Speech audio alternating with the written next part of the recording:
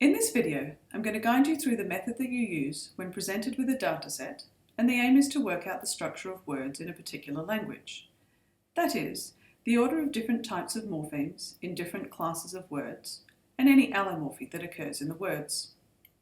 We're going to look at a dataset from Czech. There's only a little bit of allomorphy in this problem set, but there are both prefixes and suffixes, so it's a good example to use to look at word structure. For this problem, you've been given a data set containing 25 words in Czech. The problem asks you to do three things. Write a lexicon, indicate the order of the different types of morphemes in a word, and write rules describing the allomorphic variations in the form of any of the morphemes. Our best first step in the analysis, when we're given a data set like this, is to look over the English translations very generally to get an idea of what sort of information is included in the dataset. The translation for item 1 is I carry, and for 2 it's he will carry. So just by looking at these two examples, we can see that for the first part of the data at least, we're going to be looking at verbs. These examples are both based on the word meaning carry and vary in what seems to be the subject, I, versus he, and also tense, or at least that's how it translates. Carry, present tense, as opposed to will carry, referring to a future event. Further inspection of the rest of the English translations, without even paying any attention to the Czech forms at this stage, shows that the initial impressions that we got just from the first two words were an indication of the variation that is in the rest of the data. All of the examples translate with either present tense, I drive, we lead, etc., or with future will, I will carry, we will swim, etc. And there's a range of subjects, I, you, singular, he, we, you, plural, and they. In the English translations, there are 5 different verbs used: carry, lead, swim, drive, and bring. Finally, in terms of the translations, notice that some of the translation sentences include the adverbs here and away. So now we know to expect that in a single word in Czech we will have a verb root, plus it looks like there will be affixes indicating the subject and tense at least. So what should we look at next? We now want to start comparing the Czech forms with the English translations. We know that there is variation in the data with verb, subject, and tense at least. Working with a data set like this, we want to start by comparing two forms for which there's only a single meaning difference. We would then expect that there would be a single difference in the Czech forms. The first word translates as I carry. So if we want a word that has only one meaning difference, then we want to look for a word in the data that means I as subject, and then some other verb in present tense, or another subject with the present tense form of carry, or I will carry with the same subject and verb, but future tense. Here we go. How about he carries? So, what is the difference in form between the two Czech words? We can see that both words start nes, and the only difference is that I carry ends in u and he carry ends in e. So we can make our first hypothesis and start building our lexicon for the data. It looks like nes means carry, u is the first person singular subject suffix, and e is a third person singular subject suffix. If we look further down in the set, we find the same type of contrast between I drive and he drives. When we look at the Czech words with these translations, does it confirm or go against our first hypothesis? It confirms it. We have both words starting with jed, and I drive ends in u, and he drives ends in e. So we can feel more confident about our analysis of u as first singular subject I, and e as third singular subject he, and add another verb root to our lexicon, jed, meaning drive. So, what can we compare next? Remember we noticed that some of the words translated with future will rather than present tense. So, here we go. We can compare he carries that we have already looked at and for which we think we know that the suffix "er" means third singular subject with he will carry. So it's the same verb, nes, and also ends in the suffix "er" for third person singular. But the difference in meaning is that nese translates as present tense and ponese translates with future will. So what's the difference with the Czech forms? The one that translates as future is the same, except it has po at the start. So we can make a new hypothesis, that po is a prefix that indicates future tense, adding another morpheme to our lexicon. But we need to look at more forms to see how our new hypothesis stands up. How should we do that? As with right at the beginning of the analysis, it's good to try to find a word that changes in just one meaning. So far, we have I carry, he carries, I drive, he drives, and he will carry. So it would be good to look for a sentence that means I will carry, or I will drive, or he will drive. Here we have I will carry and he will drive, and both verbs start with the prefix po, seeming to confirm our hypothesis that po is a prefix indicating future tense.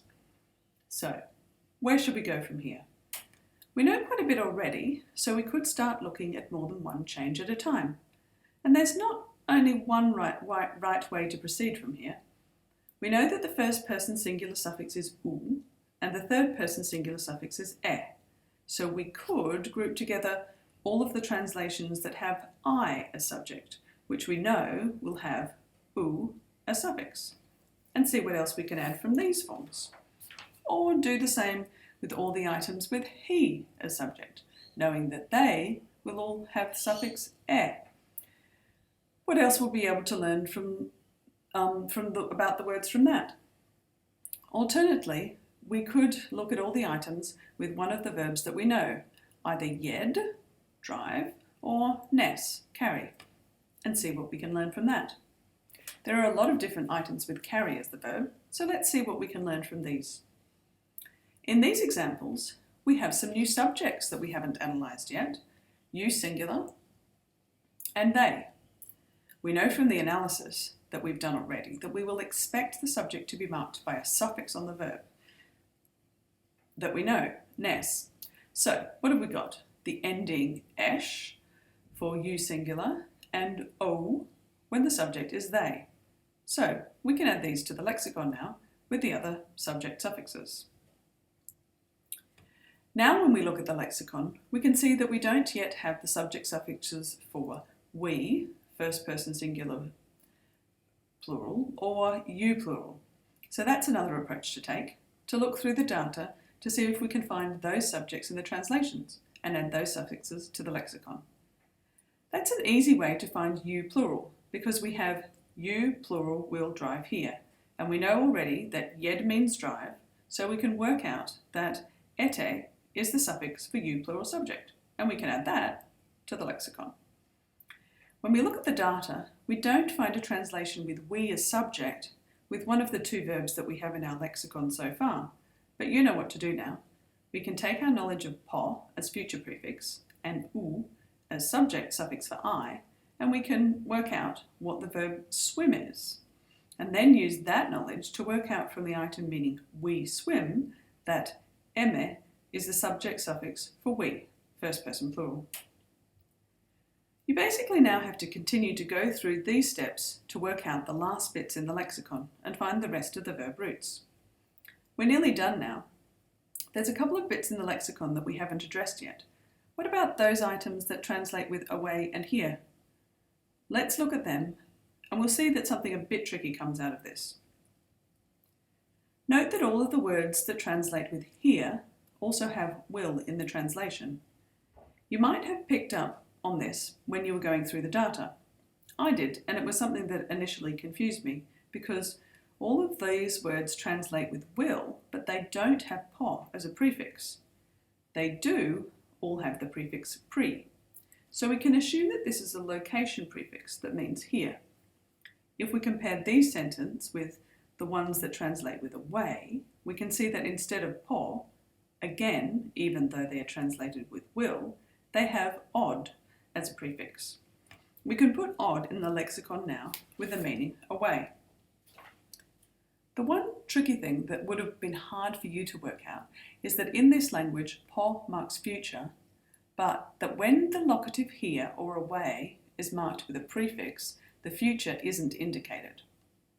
So, we now have a complete lexicon for this data set with all the verb roots, subject suffixes, one tense prefix, and two locative prefixes.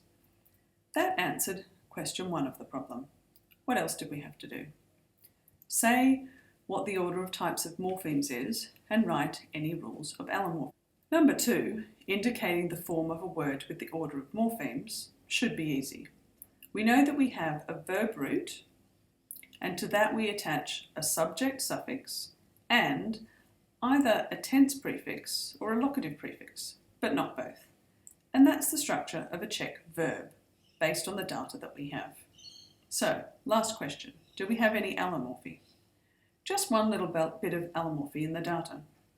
We put the away prefix in the lexicon as odd, but you might have noticed that it is almost always odd, but there is one example where it is ot.